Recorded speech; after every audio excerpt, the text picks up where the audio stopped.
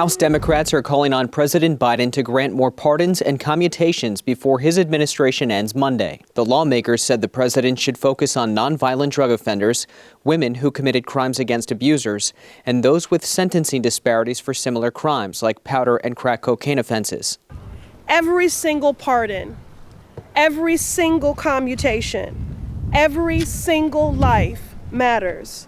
So President Biden must keep going. The lawmakers said President Biden should thoroughly review the more than 10,000 applications for commutations. They contend there are many incarcerated individuals who pose no threat to society.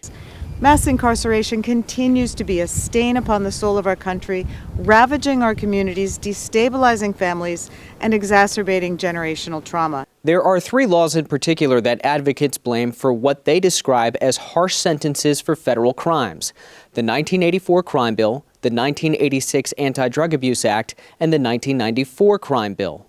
President Biden either co-wrote or supported all 3 of them as a senator.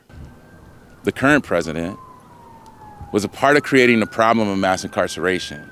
And we're not even blaming him because that time there was a demand. There was a different demand. But like all of us, we can learn from our mistakes. Before he became president, Biden expressed regret for supporting the legislation.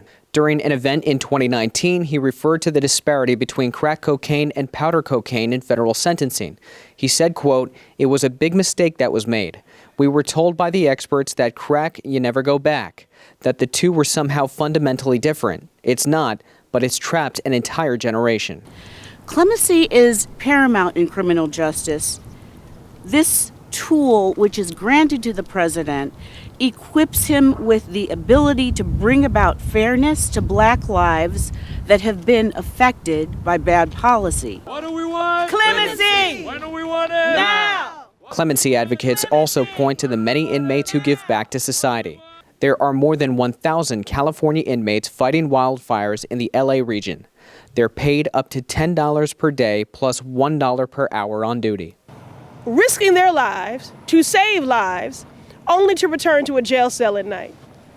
Now, I think that makes the case, if we needed any more, of people who should not be incarcerated, who should be reunited with their families. President Biden has granted approximately 65 full pardons and thousands of commutations during his 4 years in office. I'm Ray Bogan for Straight Arrow News. For more reporting straight from our nation's capital, download the SAN app.